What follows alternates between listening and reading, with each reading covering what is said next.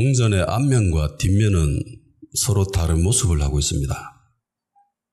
그렇지만 같은 동전이죠. 본질적으로 같은 동전입니다. 만일에 그럴 일은 없겠지만 평생 동안 동전의 앞면만 보았던 사람이라면 동전의 뒷면을 보여주면서 야 이게 같은 동전이야 라고 했을 때에 쉽사리 인정하지 않으려고 할 겁니다.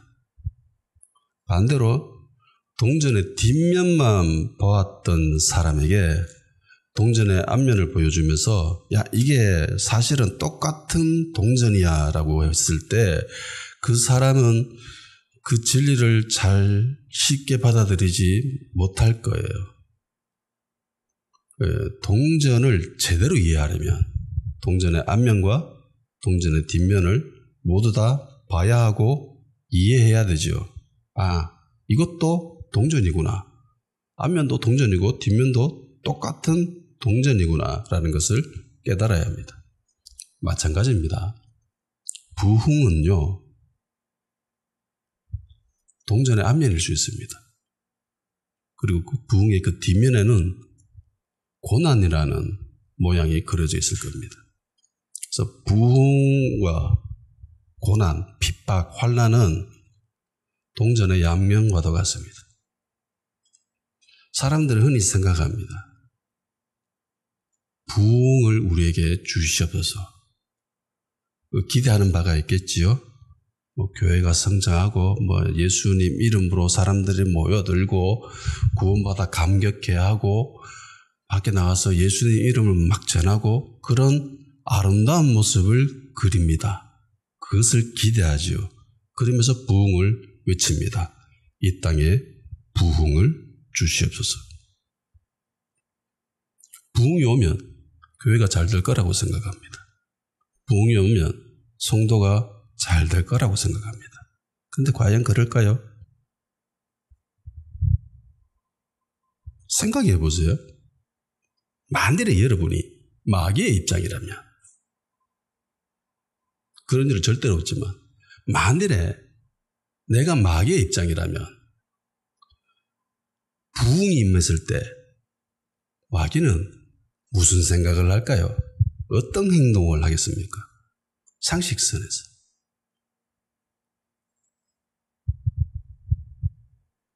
와, 무섭다. 하나님의 영이 저기 막 임했다. 와, 무섭다. 도망가야지. 그런 생각할까요? 지금 몸살이 된다. 지금은 슬쳤다가는 큰일 난다. 지금 몸살이고 있다가 잠잠해지면 그때 움직여야지. 그렇게 생각할까요? 아니죠. 하나님이 역사하실 때는 마귀도 동일하게 활동합니다. 어떻게 보면 더 발악하죠. 더 발악합니다. 여러분이 교회를 안 나오고요. 교회에서 예배를 안 드리고요. 세상에 있으면 마귀가 여러분을 건드리겠습니까? 안 건드립니다. 이미 자기 거니까 안 건드려요. 근데 만일 마음 먹고 교회 가야지 이제 제대로 한번 예수님 한번 믿어볼까 이러면서 마음을 다짐하고 나와가지고 이번에는 절대로 졸지 않고 예배를 말씀을 설교 잘 들어야지 라고 생각하면 그때부터 마귀가 역사하기 시작합니다. 성령이 역사하실 때 마귀는 발악을 합니다. 세상을 완벽하게 창조하시고 보기에 힘이 좋다라고 하셨는 그때에 마귀가 역사하죠. 틈을 탑니다. 하나님이 움직이실 때, 구원의 때, 하나님의 때, 그때 마귀도 역사합니다. 천지가 창조됐을 때도 그랬고요. 야곱의 모습을 봐도 그렇고요. 요셉의 때도 그랬고요. 모세의 때도 그랬습니다. 예수님의 때에도 그랬습니다. 부흥을 기대하는 자, 그리고 부흥을 위해 기도하는 자라면 반드시 알아야 됩니다. 핍박도 같이 오는구나. 고난도 같이 오는구나. 그런데 또 생각해야 될 것은 이 고난과 핍박과 환난, 이 고통을 뛰어넘으면서까지 부흥을 소망해야 된다는 거예요. 내가 당하는 이 고통, 너무너무 힘들고 아프고 괴롭지만은 이거보다 나는 하나님의 영광이 더 좋아. 하나님의 성령의 역사하심이 더 기대해. 라고 하는 마음이 있어야 된다는 겁니다. 핍박과 환난으로 인한 엄청난 고통이 나에게 찾아온다 할지라도 하나님의 영광, 구원, 성령의 역사심이 나에겐 더 중요한 가치다라는 걸 깨달아야 된다는 거죠. 구원의 사명을 가졌던 믿음의 사람들을 한번 보세요. 아브라함, 야곱, 요셉, 모세, 예수님, 이분들의 삶 속에는 하나님의 엄청난 구원의 역사심이 있었지요. 스토리가 있었습니다. 하나님을 경험했습니다. 하나님의 영광을 봤지요. 그런데 동시에 이들은 다 고통과 괴로움과 환난의 시간을 거쳤습니다. 광야를 지나갔어요. 광야를 지나지 않고 가나안 땅에 들어갈 수 있나요, 없나요? 못 갑니다. 광야를 지나지 않고는 가나안 땅에 들어갈 수 없어요. 고통을 감수하면서까지 하나님의 영광을 구할 수 있어야 됩니다. 나는 가나안 땅 안 들어갈래. 나는 여기 애굽이 좋아. 가나안 땅 들어가려면은 광야를 지나가야 되잖아. 그 힘들고 어려운. 그러면서 애굽에 머물러 있으면 하나님을 온전히 섬길 수 없게 되고 구원을 경험할 수 없게 됩니다. 그래서 핍박과 환난을 뛰어넘는 하늘의 기쁨을 사모할 수 있는 사람이어야 돼요.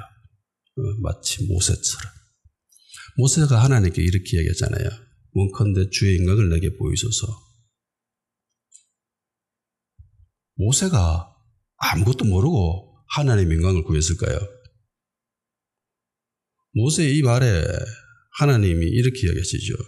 여호와께서 이르시되 내가 내 모든 선한 것을 내 앞에서 지나가게 하고 여호와의 이름을 내 앞에 선포하리라. 나는 은혜를 베풀 자에게 은혜를 베풀고 긍휼을 여길 자에게 긍휼을 베푸니라. 또 이르시되 네가 내 얼굴을 보지 못하리니 나를 보고 살 자가 없습니다. 네 얼굴 보면 너 죽는다. 이러면서 지나갈 때 손을 덮으셔서 못 보게 하시죠. 그리고 다 지나가고 난 뒤에 그 손을 떼셔서 여호와의 뒷면을 모세는 바라보게 됩니다. 그러면 모세는 하나님의 영광을 구했을 때 자기에게 닥칠 이 위험을 몰랐을까요?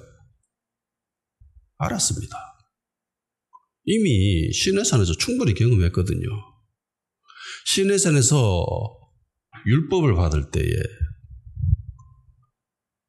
그때에 모세는 시내산에서 하나님과 대면하고 있었지만은 이스라엘 백성들은 어떻게 하고 있었어요? 저쪽에 멀찌감이 떨어져 가지고 있었지요. 그리고 모세가 얼굴이 빛나서 내려왔을 때 이스라엘 백성이 뭐라고 합니까? 얼굴을 가려서 올라가죠. 무섭다고. 그래서 얼굴을 가리죠. 수건으로. 그러니까 하나님의 영광이 임하고 있었던 그 시내산에 이스라엘 백성은 그걸 보면서 멀찌감치 떨어져 있으면서도 무서워서 가까이 접근을 못했습니다. 그런데 모세는 대면하고 있었거든요. 그래서 하나님의 영광을 진짜 직방으로 맞으면 어떻게 되는지 누구보다도 잘 알아요. 그 위험을. 그럼에도 불구하고 그 위험을 감내하면서까지도 하나님, 하늘의 기쁨을 맛보려고 한 거죠. 그러니까 부흥을 기대하는 자들은 이런 마음이 있어야 돼요.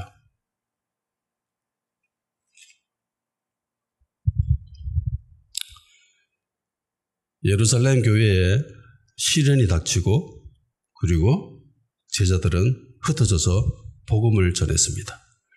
일부 제자들은 도전정신을 가지고 이방인들에게 복음을 전했습니다. 그리고 그 결과 안디옥에 교회가 생기죠. 그리고 그 교회에 바나바, 바울의 섬김으로 말미암아 엄청난 부흥을 경험하게 됩니다.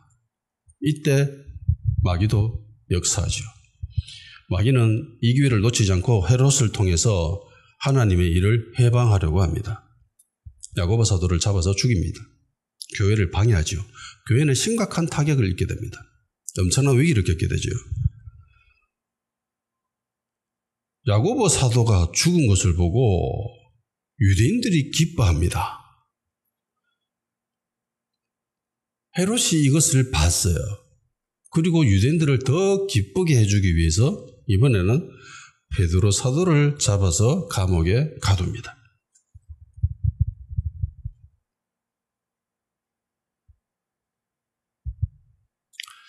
자신의 생각의 정당함, 우월성을 위해서 반대 진영에 속한 사람들을 희생하게 하는 것. 이걸 당연시 여기거나 기뻐하는 행위는 마귀적입니다. 유대인들이 이러고 있죠. 공산당이 이랬습니다. 우리 예전의 과거를 한번 보세요. 우리나라. 같은 민족인데 생각이 다르다고 잡아 죽이죠. 서로. 좌에서는 우를 잡아 죽이고 우는 좌를 잡아 죽이고 그걸 기뻐했습니다. 더 설치지요. 이건 마귀적인 행위예요.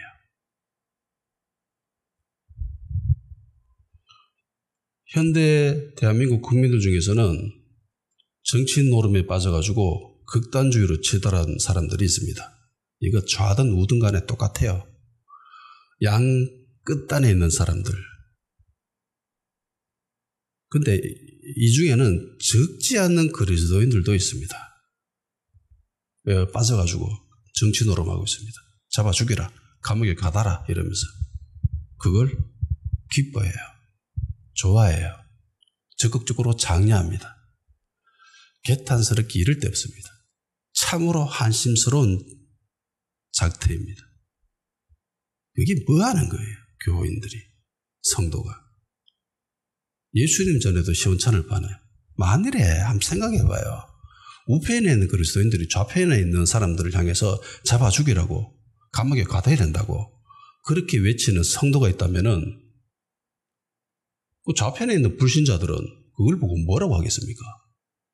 반대로 좌편에 있는 그리스도인들이 우편에 있는 사람들을 향해서 잡아 죽여야 된다고 감옥에 집어넣어야 된다고 그렇게 외치면 우편에 있는 불신자들은 교회를 보고 무슨 생각을 할까요?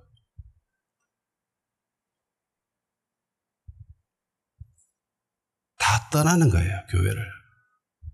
교회의 마음을 다 떠나죠. 요즘. 오히려 성당이 잘 되고 불교가 잘 되고 교회는 사람들이 안 모인다고 합니다. 교회는 마음을 잃었다고 합니다. 세상으로부터. 이게 제정 러시아의 마지막 때의 모습과 똑같아요. 예. 이건 내가 하는 말이 아니라 마틴 로이드 존스 목사님께서 그렇게 직접 적은 글이 있어요. 예. 진짜 개탄스럽게 이를 데 없습니다. 상식적인 선에서 한번 생각해 보세요. 헤롯이 야고보를 죽였죠. 헤롯이 누굽니까? 유대인입니까? 아니에요. 이두메인입니다. 자칭 유대교를 믿는다고 그렇게 얘기하지만 사람들 다 알아요. 저거 그냥 짝퉁이라는 거. 그냥 형식적으로 한다는 거. 누구보다도 다 잘 알고 있습니다. 근데 야고보는요. 같은 민족이잖아요. 같은 유대인입니다. 베드로도 같은 유대인이에요. 그런데 누가 기뻐해요? 야고보 사도가 죽은 걸? 이방인이 기뻐해요? 로마인들이 기뻐합니까? 아니에요. 유대인들이 기뻐해요. 이상하지 않아요? 야들이 왜 기뻐해요? 야고보와 베드로가 유대교를 안 믿어서 그래요? 착각하지 마십시오. 아직까지는 예수 믿는 사람들을 유대교와 기독교로 분리한 그런 시점이 아닙니다. 아직까지는 성전에 모였습니다. 그러니까 유대교의 핵심 중의 핵심은 성전이에요. 성전을 중심으로 해서 신앙생활을 하고 있으면 유대교라고 인정했습니다. 여러 계파들이 있었지만은 큰 범주 안에서 우리는 유대교야 라고 그렇게 인정하고 지냈다라는 거예요. 물론 서로 바라보는 시선은 좀 불편할 수 있었습니다. 그렇지만 이거는 유대교가 아니라 완전 딴 이방 종교라고 생각하지는 않았어요. 유대 왕국이 완전히 멸망하고 난 이후에 그 생각이 정립됩니다. 왜? 성전이 멸망했으니까, 망했으니까. 그때부터는 이제 완전히 분리되기 시작하거든요. 아직까지는 아니에요. 예루살렘에 모여요. 성전에 모여서 활동을 하잖아요. 예수 믿는 사람들도. 근데 왜 기뻐해요? 무슨 이유 때문에? 전통 유대교가 아니라서. 너무 인기 많아가지고 기득권을 상실할까봐 질투하잖아요. 그래서 싫어합니다. 신종 계파지요. 신은 계파입니다. 근데 생각보다 사람들이 너무 좋아해요. 너무 많이 믿어요. 그래서 두려워하기 시작합니다. 질투가 생기고 시기심이 생기고 그래서 이전에 한번 가둬왔잖아요. 잡아서. 비록 전통 유대교는 아니지만은 유대교의 수많은 계파 중 하나입니다. 근데 생각보다 사람들이 너무 많이 몰려. 사람 수가 많아지면은 기존 세력들, 주류 세력들로부터 위협의 요소가 생기기 시작합니다. 중국 공산당이 제일 처음에는 파룬궁을 수련하는 사람들을 장려했답니다. 근데 사람들의 수가 너무 많아지는 거예요. 회원 수가. 그러니까 중국 공산당이 위협감을 느끼기 시작합니다. 그리고는 탄압하기 시작하죠. 수많은 사람들이 죽었습니다. 수가 많아지면 이렇게 되는 거예요. 위기의식이 생기고 못마땅해하고 심지어 적대감을 가지기도 하죠.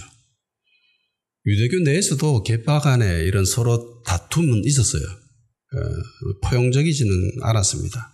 뭐 따뜻한 시선으로 바라보고 그래 우리는 하나야 라고 그렇게 생각하지는 않았습니다. 이상하다고 생각할 수는 있겠지만 이게 정상적이에요. 대한민국 교회를 한번 보세요. 대한민국 교회에 보면은 수많은 교단들이 존재하지요. 그 교단들이 서로를 향해서 용납하고 따뜻하게 이해하고 아름답게 바라보면서 그래 우리는 주 예수 안에서 서로 하나야 라고 그렇게 생각합니까? 대부분은 이상한 교회 아이가. 제가 신학교 가니까 교수들이 대놓고 타 교단을 비난합니다. 비판합니다. 저 제대로 된 거 아니라면서. 우리만 맞대. 대한예수교 장로회 합동측 이것만 제대로 된 거고 나머지는 다 이상한 것들이래 이러면서 막 깔아뭉개요. 저는 절대로 동의하지 않았습니다. 우리만 봐도 이래요. 대한민국 교회만 봐도 이러니까 충분히 유대교 내에서도 이런 생각들은 존재할 수 있다라고 생각할 수 있겠죠. 순복음교회가 한참 부흥할 때에 우리 교단은 안 했지만 다른 교단에서 순복음교회를 이단이라고 정죄했습니다. 왜? 사람이 너무 많이 몰리니까. 수백 명, 수천 명, 수만 명, 수십만 명이 모이니까 뭐 이리 많이 모여 이러면서 위협감을 가지고 적대감을 가지기 시작합니다. 그리고 일부 교단에서는 저거 이단이야 라고 해버리죠. 이런 일들은 지금도 벌어지는 일이에요. 그래서 웬만하면 이단을 제외한 대부분의 교단들은 서로 품어야 돼요. 따뜻하게 바라봐야 되는 거죠. 좌든 간에 우든 간에 서로 못 잡아먹어서 안달이는 지금 현재 대한민국 상황입니다. 로마가 망한 이유는 외부 세력이 침입해서가 아닙니다. 내부가 썩어서죠. 그러니까 내부 문제 때문에 망했어요. 고구려가 왜 망한 줄 아십니까? 잘 모르는 사람들은 당나라가 침입해서 그래서 멸망했다라고 하는데 아닙니다. 당나라 침입해서 멸망한 게 아니에요. 내부 분열입니다. 영계소문 아들들이 서로 권력 다툼했거든요. 그래서 큰아들인가? 얘가 나라를 팔아넘겨요. 그래서 망했어요. 조선의 국군이 기운 것도 마찬가지지요. 내부에서 막 싸우기 시작하죠. 그래서 무너지는 겁니다. 힘을 잃어버리는 거예요. 현재 대한민국은요, 똑같아요. 우리 주변에 얼마나 많은 강대국들이 있습니까? 그들을 향해서 서로 하나 돼야 되는데 서로 못 잡아먹어서 안달입니다. 유대인들이 베드로 잡아가지고 죽이려고 하는 거 그걸 기뻐하고 야고보 사도가 죽은 거 그거 보고 기뻐하듯이 대한민국도 똑같아요 지금.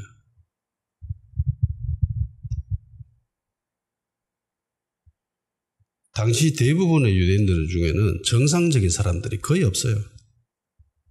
같은 민족인데, 같은 유대인인데, 같은 유대교인데, 근데 잡아 죽이는 거 보고 그걸 기뻐하고 있다? 응?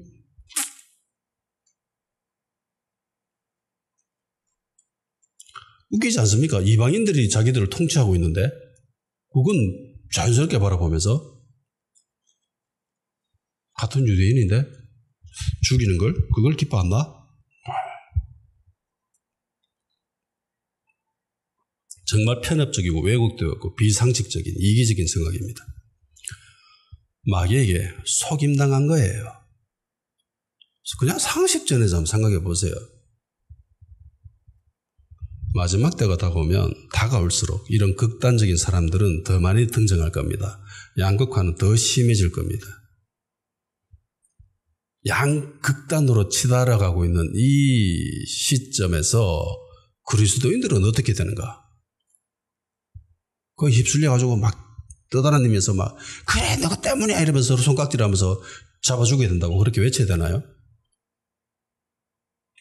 그게 성도가 해야 될 일이 아니잖아요. 교회가 그거 해야 되는 게 아니잖아요. 교회와 성도는 믿음의 자리를 지켜야 됩니다. 평화의 왕이시고 화평의 왕이신 예수 그리스도를 본받아야 되지요.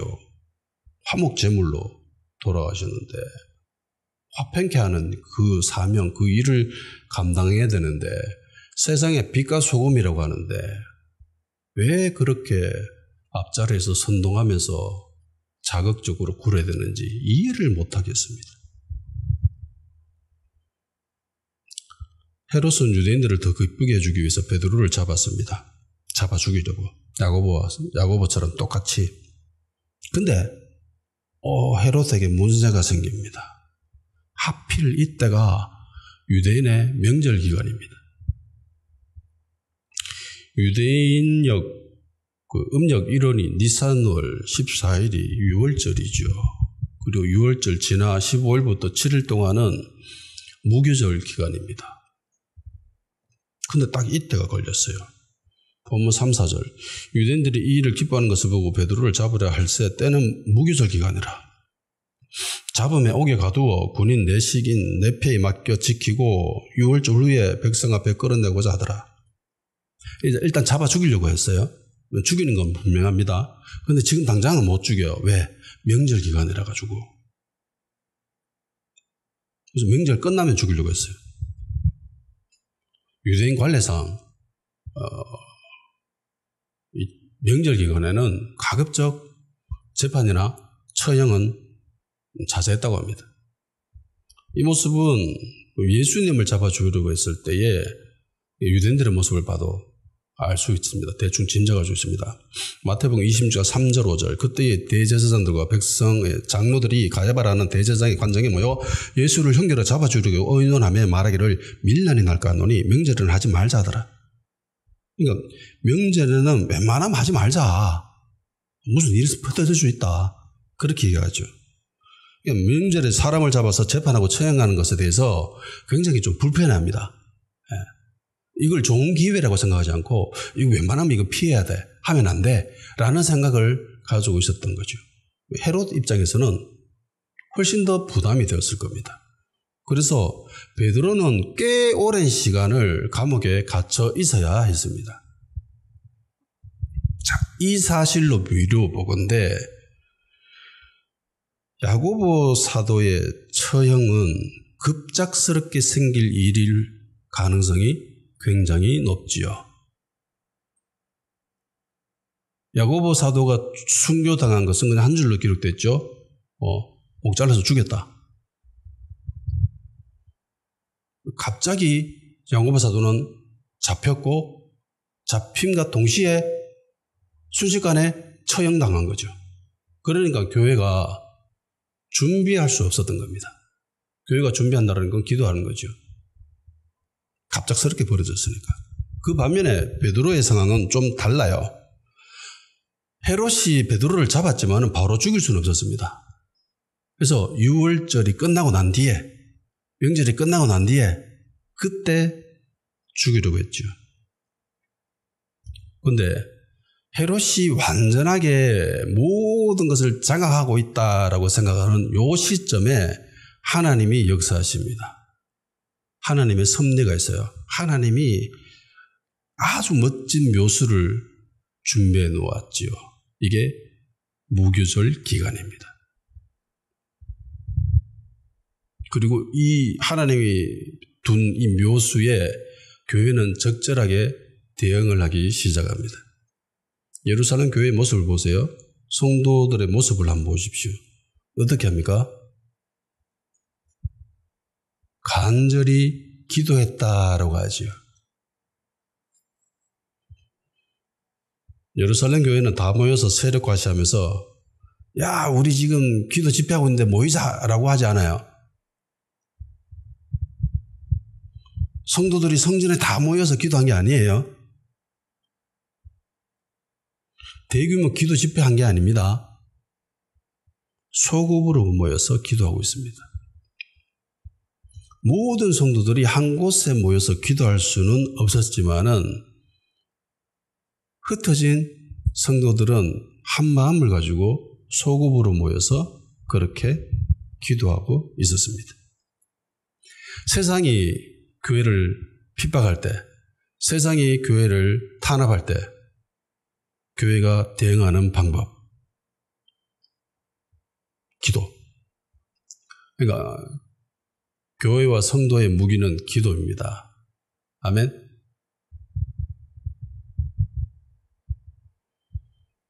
예루살렘 교회를 한번 보세요. 헤롯을 향해서 소리 지르지 않지요. 니 왜 우리 사도를 잡았냐? 왜 우리 사도를 잡아 죽였냐? 이러면서 떼지어 몰려가지고 헤롯에게 대들지 않습니다. 목소리 높이지 않지요. 거리로 몰려나가가지고 야, 우리가 이 정도 되는 숫자야 이러면서 세력을 과시하지 않습니다. 깃발 들고 헤롯 궁전에 쳐들어가지 않아요. 단지 모여서 간절히 하나님께 기도했습니다. 이것이 교회가 세상을 향한 대응하는 방법입니다. 세상이 교회를 핍박할 때. 초대교회가 그랬죠. 로마가 지독하게 탄압할 때 교회는 그저 기도했습니다. 잡아 죽이면 죽임 당했습니다. 순교잖아요, 그게. 왜 우리 주를 잡아 죽여 이러면서, 왜 우리를 탄압해 이러면서 모여서 막 힘 과시하고 데모하고 그러지 않아요. 뭔가를 착각하고 있는 것 같아요, 지금. 그러니까 성도들의 무기는 기도입니다. 기도하면 하나님이 역사하시지요. 우리가 우리의 생각으로, 우리의 방법으로 움직이면은 딱 우리가 생각한 그 정도입니다. 혹은 그 이하일 수 있습니다. 어떻게 해도 우리가 생각하는 그 범주를 크게 벗어나지는 못해요. 그렇지만 우리의 생각과 방법 모두 내려놓고 주님께 온전하게 맡기면은요, 주님께 기도하면은요, 놀라운 일이 일어납니다. 우리가 전혀 생각하지 못했던 그런 일들이 일어나요. 우리는 그것을 일컬어 기적이라고 합니다. 제가 정말 좋아하는 말씀이 하나 있습니다. 시편 139편 17절에서 18절 말씀입니다. 하나님이여, 주의 생각이 내게 어찌 그리 보배스러운지요, 그 수가 어찌 그리 많은지요. 내가 세려고 할지라도 그 수가 모래보다 많도소이다. 내가 낄 때도 여전히 주와 함께 있나이다. 인간의 수는 한정적입니다. 셀 수 있어요. 그런데 하나님의 수는 너무 많아요. 너무 많아요. 그래서 셀 수조차 없습니다. 그러니까 하나님의 방법은 정말 놀랍고 기이합니다.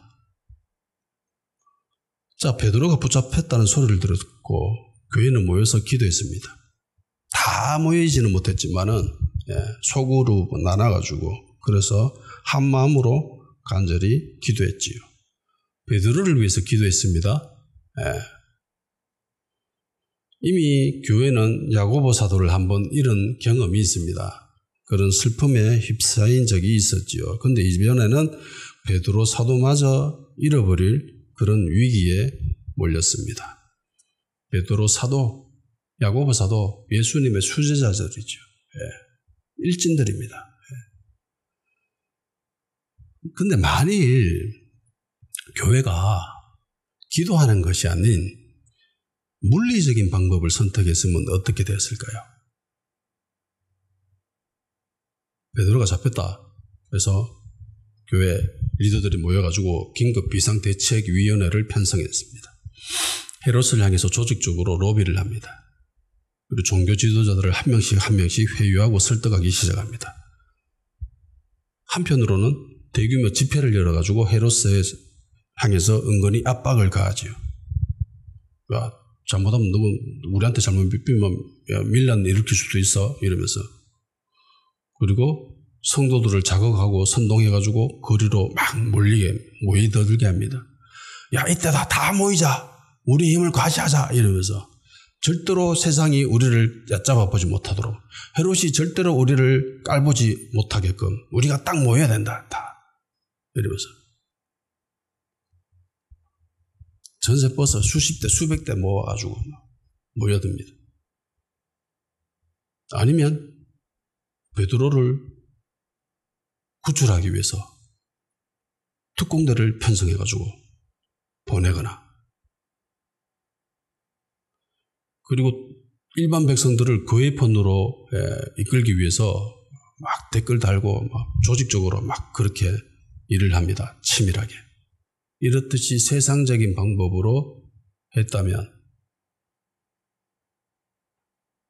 잘 돼야 딱 그 정도죠. 오히려 그 이하일 수 있습니다. 오히려 큰 역효과가 날 수 있습니다. 어찌됐든 간에 분명한 것은 하나님은 일하시지 않으셨다라는 겁니다. 만일 교회가 이렇게 했다면. 하나님이 감옥에 갇힌 베드로에게 천사를 보낼 일은 사라집니다. 이건 분명해요. 그런데 예루살렘 교회는 세상적인 방법을 택하지 않습니다. 그냥 간절히 하나님께 기도했습니다. 성도는 인간적인 모든 생각과 방법을 내려놓고 하나님께 간절히 기도했습니다. 그 결과 이제 하나님이 움직이시죠. 하나님께서는 하나님의 방법으로, 하나님의 수로 역사하시기 시작합니다. 이래야 이게 교회의 모습이에요. 이게 제대로 된 성도의 모습이죠. 위기의 순간에 인간적인 방법을 취했다가 크나큰 실패를 경험하고, 그리고 난 뒤에 하나님께 오로지 기도함으로 인해서 위기를 극복한 사례들이 있습니다. 히스기야 왕입니다. 아수르 왕 살마네슬이 북이스라엘을 공격해서 멸망시킵니다. 완전히 북이스라엘은 멸망되죠. 그 이후에 산헤립 왕이 남유다를 공격했습니다. 그리고 이 소식을 들은 유다왕 히스기야는 급하게 사절단을 보냅니다. 그리고 이야기하죠. 제가 잘못했습니다. 한 번만 봐주세요. 하라는 대로 다 해드릴게요. 뭐가 필요합니까? 뭐 바치면 됩니까? 라고 하니까 산헤립 왕이 이렇게 얘기합니다. 은 300달란트, 근 30달란트 줘. 그러면 내가 돌아갈게. 네, 준비합시오. 이러면서 돌아와가지고 성전에 있는 모든 것들을 끌어모읍니다. 심지어 성전 문에 성전 기둥에 칠해진 금까지도 뺏겨납니다. 그래가지고 억지로 금액을 맞춰서 갖다 줍니다. 바칩니다. 조공한 거죠. 돌아갈 줄 알았습니다. 다시는 공격하지 않을 줄 알았습니다. 근데 곧바로 또다시 공격해 옵니다. 이제 바칠 것 없어요. 성전에 있는 거 모든 거 딸딸딸딸 끌어가지고 그렇게 바쳤기 때문에 이제 바칠 것 없어요. 이런 상황이 닥치면 어떻게 할까요? 기도할 수밖에 없죠. 할 수 있는 게 아무것도 없으니까. 그래서 히스기야는 기도했습니다. 기도할 수 있는 게 기도하는 것밖에 없으니까. 1차 공격 때 히스기야의 방법, 그 대응은 어떻게 보면 은발에 오줌 누는 거죠. 은발에 오줌 누면 잠깐 따뜻하지만 더 추위가 극심하게 찾아옵니다. 히스기야는 인간적인 방법을 내려놨습니다. 그리고 자기가 지금 처한 이 현 상황을 하나님께 고스란히 올려드리죠. 지금 상황이 이렇습니다. 하나님 어떻게 하면 됩니까? 하나님 도와주세요. 온전히 하나님만 의지하고 하나님께 간절히 기도했습니다. 그 결과 하나님이 일하시죠.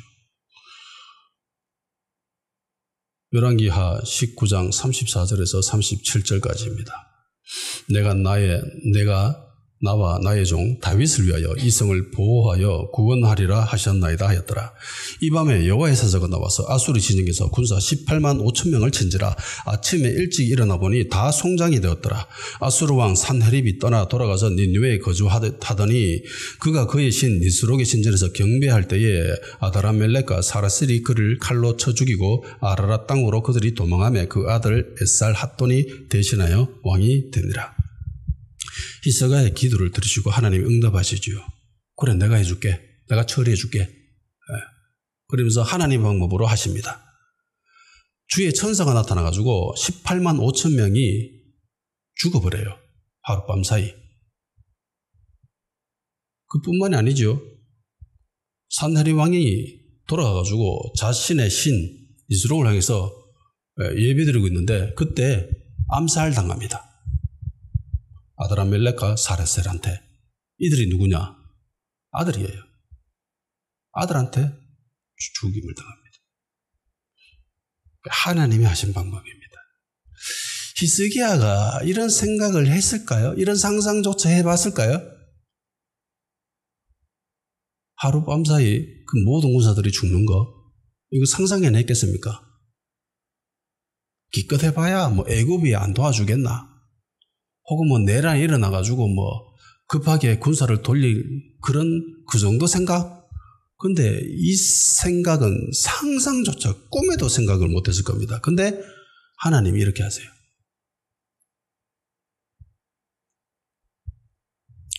성도가 기도하면 하나님이 일하십니다. 교회가 기도하면 하나님이 일하십니다. 그리고 하나님이 적극적으로 개입하셔서 일을 처리하실 때 천사들을 보내셔가지고 일하실 때가 꽤 있습니다. 히브리서 1장 14절 모든 천사들은 섬기는 영으로 구원받을 상속자를 위하여 섬기라고 보내심이 아니냐. 예전 개역 성경에는 이렇게 번역되어 있어요. 모든 천사들은 부리는 영으로서 구원 얻을 후사들을 위하여 섬기라고 보내심이 아니뇨 이렇게 되어 있거든요. 그래서 부리는 영 이래가지고 그때 어떤 이들은 이렇게 생각합니다. 성도가 천사를 부릴 있구나 라고 생각하면서 그렇게 기도하고 선포하는 그런 사람들도 약간 정신이 이상한 그런 사람들도 간혹은 있어요. 그렇지만 이건 그런 말이 아니죠. 네. 하나님이 부르시는 거예요. 하나님이 보내시는 겁니다. 천사들은 구원받을 상속자들을 위해서 섬깁니다. 하나님이 이 일 때문에 천사들을 보내신다고 하시는 것이죠. 하나님이 천사를 보내실 때에 이때 천사들은 성도를 섬기는 일을 합니다. 성도를 봉사하는 일을 합니다. 좀 전에 소개했던 히스기야 때의 모습이 이렇지요. 주의 천사가 나타나가지고 주의 사자가 나타나가지고 하룻밤 사이 18만 5천 명. 그리고 본문 7절에 호련히 갑자기 난데없이 주의 사자가 나타나 옥중에 광채가 빛나며 또 베드로의 옆구리를 쳐 깨워 이르되 급히 일어나라 하니 쇠사슬이 그의 손에서 벗어지더라. 하나님이 천사를 보내시죠. 사자들을 보내십니다. 히스기야는 하나님께 기도했고 하나님은 들으시고 주의 사자를 보내십니다. 그래서 일 처리하세요. 하나님의 수를 보이시고 하나님의 방법으로. 예루살렘 교회는 하나님께 간절히 기도했습니다. 이 기도를 들으신 하나님은 천사를 감옥에 보내시죠. 그리고 하나님의 방법대로 하나님의 수를 보여줬습니다. 하나님이 천사를 보내고 그리고 그 천사는 성도를 섬기는 일을 합니다. 그래서 이게 착각가 만드는 게 섬긴다. 너 나를 섬겨야 되네. 내가 높네. 제대로 섬겨봐. 이런 태도를 취해서는 곤란합니다. 이건 이런 섬김이 아니에요.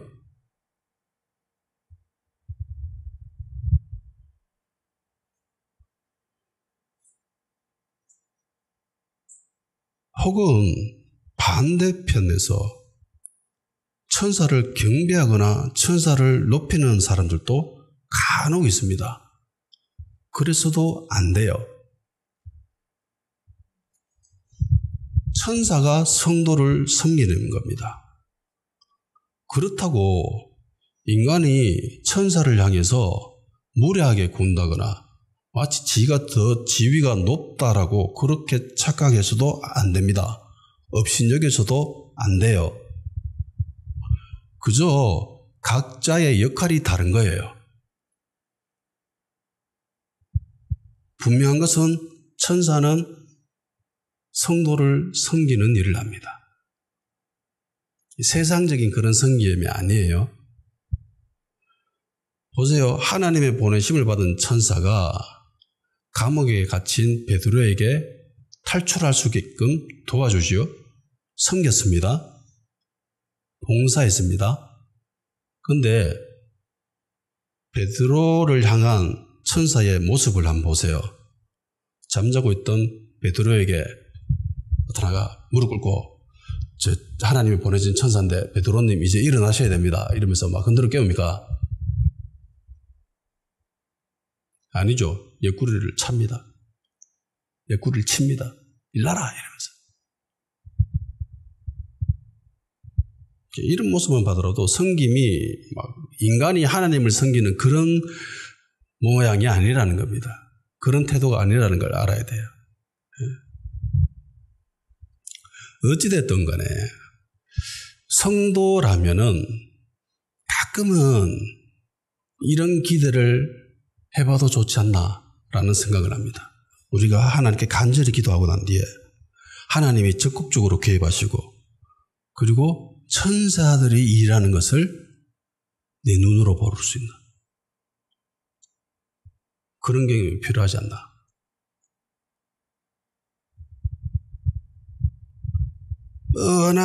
뻔한 인간의 방법과 인간의 수로만 기도하면서 그렇게 기도하기보다는 나의 모든 방법과 나의 모든 수를 뛰어넘으셔가지고 일하시는 하나님의 방법, 하나님의 수, 그런 기적, 그걸 한 번쯤 기대해 봐야 되지 않나. 그런 교회가 되어 봐야 되지 않나. 그런 생각을 합니다. 예루살렘 교회 성도들은 베드로가 이런 식으로 풀려날 것이라고 생각했겠어요? 생각 못했습니다. 근데 이상하게도 이전에 한번 이런 비슷한 경험은 있었거든요. 사도행전 5장 17절 20절 대제사장과 그와 함께 있는 사람 즉 사두개인의 당파가 다 마음에 시기가 가득하 일어나서 사도들을 잡아다가 옥에 가두었더니 주의 천사가 밤에 옥문을 열고 끌어내어 이르되 가서 성전에 서서 이 생명의 말씀을 다 백성에게 말하라며. 예전에도 한번 감옥에 잡혔거든요. 그때도 주의 사자가 나타나가지고 풀어줘서 복음을 전했던 그런 경험이 있습니다. 근데 지금 그걸 다 잊어먹어버려요. 어떻게 할 수 있냐면은 나중에 베드로가 불렸을 때 불려가지고 찾아가잖아요. 찾아갔을 때 거기에 있는 사람들이 뭐라 합니까? 베드로를 향해서 베드로가 아니라 베드로 영이다 이렇게 반응합니다. 안 믿어요. 베드로가 풀려났다는 거, 감옥에 탈출했다는 걸. 그러니까 기대를 상상을 못했다는 겁니다. 생각을 못했다는 겁니다. 하나님의 이 방법을. 지금 이전에 1차로 감옥에 가두어졌을 때보다 상황이 더 심각합니다. 그때는 그냥 시기심 때문에 감옥에 가둔 거예요. 협박하려고, 위협을 주려고, 겁주려고. 근데 지금은 그때만 다 완전히 다르죠. 그때는 유대 종교 지도자들이 했고 지금은 헤로당이 했습니다. 그때는 겁주려고 했지만 지금은 죽이려고 감옥에 가둔 거예요. 상황이 너무 심각합니다. 이미 이전에 야고보 사도가 갑작스럽게 죽었어요. 처형당했습니다. 그러니까 지금 베드로는 이미 죽음이 결정된 거예요. 죽은 사람이에요. 이미 베드로는. 광복절 특사도 기대할 수 없습니다. 헤롯의 결심이 얼마나 단호한지 감옥에 갇힌 베드로의 모습만 봐도 알 수 있습니다. 본문 6절에 이렇게 됐죠. 헤롯이 잡아내려고 하는 그 전날 밤에 베드로가 두 군인 틈에서 두 쇠사슬에 매여 누워 자는데 파수꾼들이 문 밖에 옥을 지키더니, 그러니까 베드로가 누워 자고 있는데 쇠사슬을 매여 있고, 근데 이 쇠사슬 양 끝쪽에 군사들이 지키고 있어요. 그 중간에서 베드로가 자고 있는 거예요. 그리고 그 감옥 발 앞에 문에는 또 군인들이 지키고 있습니다. 10절에 이렇게 되어 있죠. 이에 첫째와 둘째 파수를 지나 시내로 통한 세문에 이르니 문이 저절로 열린지라. 나와서 한 거리를 지나며 천사가 곧 떠나더라. 그러니까 3중 4중으로 지금 채우는 거예요. 1차 쇠사슬의 군인, 그 앞에 군인들이 또 보초를 지키고 있고, 그리고 그 앞에 또 감옥이 문을 지키고 있고, 그리고 그 앞에는 또 쇠문으로 이렇게 탁 가다놓은 3중 4중으로 안전장치를 해놨습니다. 절대로 너는 못 도망친다. 너는 반드시 죽이고야 말겠다. 그런 생각이 있지요.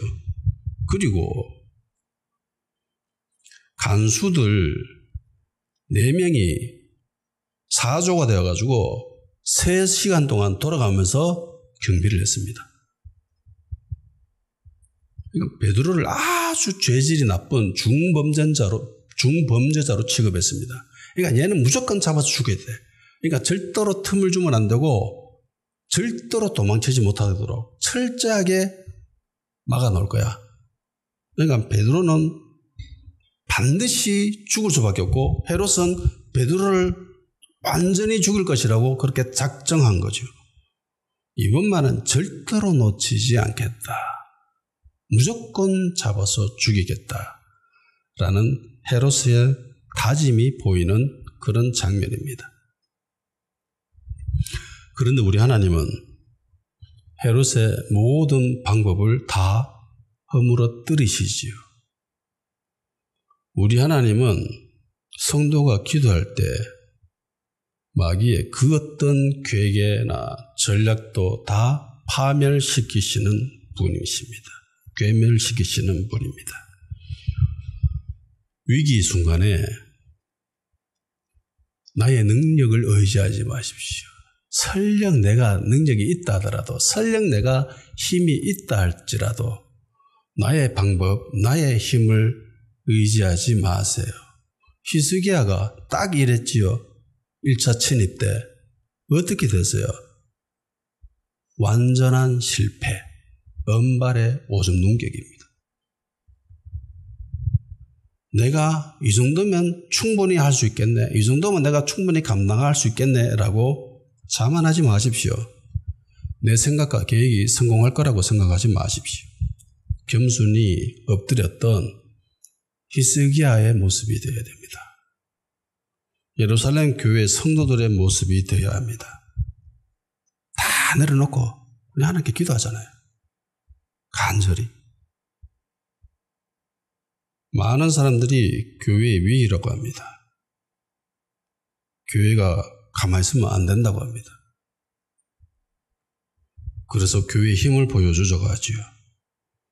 세상이 다시는 깔보지 못하도록, 세상이 다시는 교회를 업신여기지 못하도록 우리 모입시다. 우리의 힘을 과시합시다. 라고 외치는 어떤 목사님이 있더라고요. 참 거시기했어요. 왜 그럴까? 현대교회에는 요즘 성도들은 골방에서 기도하는 걸 잊어버렸을까?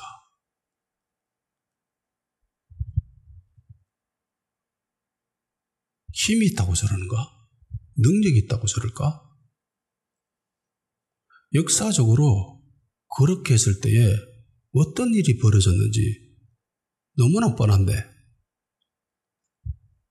교회 힘 좀 있다고, 교회가 능력이 있다고 또다시 모이고 또 자기 힘을 과시하고, 제 눈에는 그게 어떻게 보이냐면요, 하나님의 전능하심을 외면하는 모습으로 보여요. 더 이상 하나님의 전능하심은 필요치 않습니다. 더 이상 하나님의 기적은 필요하지 않습니다. 더 이상 천사도 필요치 않아요. 내 힘으로 할게요. 주님 지켜보세요. 이렇게 보여요. 성도가 간절히 하나님께 기도하면 하나님이 일하십니다. 아멘. 위기의 때에 교회와 성도가 하나님께 간절히 기도하면 하나님이 역사하십니다. 하나님이 천군 천사들을 동원해서 친히 그 사건으로 뛰어드십니다. 그 현장에 뛰어드세요. 그래서 하나님의 방법, 놀라운 하나님의 방법으로 하나님의 수를 우리에게 보여주십니다. 이런 걸 경험해 봐야 되지 않아요? 기적을 당연하게 생각하는 그런 교회와 그런 성도가 되기를 주의 이름으로 축원합니다. 다 같이 기도하는 시간 가지도록 합시다. 교만했던 히스기야 때의 모습이 아니라 겸손했던 히스기야 때의 모습이 되게 해 주시옵소서. 예루살렘 교회와 성도가 그렇게 했듯이 나의 생각과 방법을 내려놓게 하시고 주님만 의지하며 기도할 수 있게 해주시옵소서. 그리고 기대합시다. 하나님이 일하심을 기대합시다. 기적이 일어나길 기대합시다. 천사를 통해서 하나님의 방법이, 하나님의 수가 우리에게 드러나길 기대합시다. 그래서 하나님을 체험하는 교회와 성도가 되길 주님 도와주시옵소서. 역사해 주시옵소서. 이 땅의 교회